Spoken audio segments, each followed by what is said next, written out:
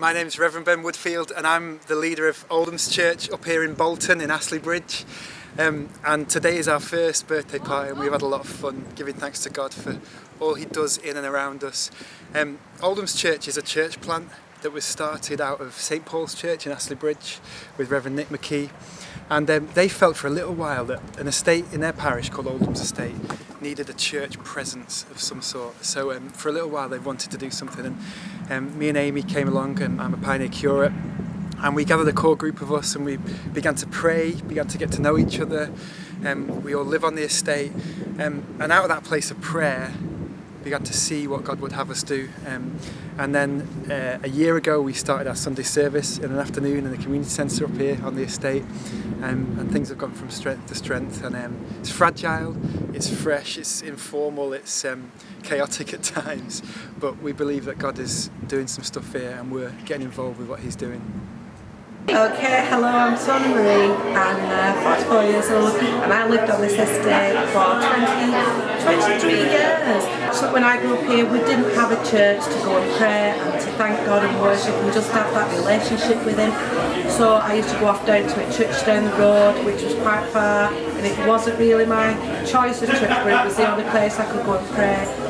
But I talked to the clergy at my church about that, and they said, you know, don't worry about it, Tony, there's something in the pipeline, and this is exactly what it was. So I'm just so thrilled for these guys. They have now got a church, they have now got a community, they've got somewhere to go and to pray and thank God and just be together in the love of Jesus.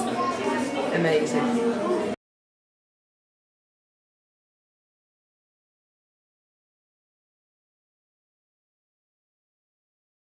Hi, I'm Chris Malone. I'm the parish priest in Collyhurst and Bolton. I came here about 8.5 years ago. When I came here, the church had been in interregnum for about 5 years, and during that time the church had got really involved with our 2 local Church of England primary schools. But other than that, we're finding community engagement very difficult. So what we did was, in my early year here, was we set up a coffee morning. Simple as that. We opened our doors one morning each week, and virtually nobody came. But we persisted. We thought, we tried walking the parish and we couldn't meet anyone, so we thought we'll somehow get them in here for a cup of coffee. So eventually over the years that's grown into a project we now call Connections, and again we open once a week. We serve a free soup lunch, and we have a whole variety of services that we can offer to people that come, from job searching to learning skills on tablets and laptops. We have laptops available so they can look for new housing or for grants or all kinds of things, and it's really nice. And of course that all centres around creative activity.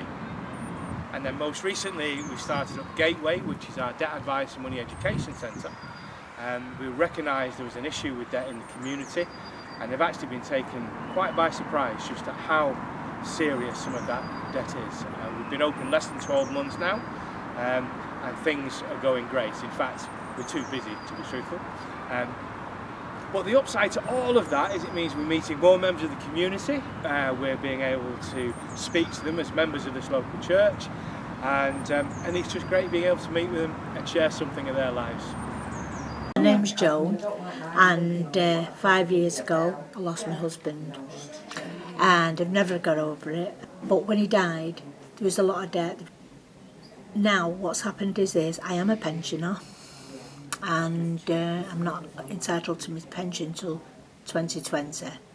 So now what we're going to do now is I get £127 per fortnight, and of course pay plan wouldn't accept me then, because for the simple fact is I need enough to live on and they couldn't take the £20 off. So hence all the debtors got in touch with me again.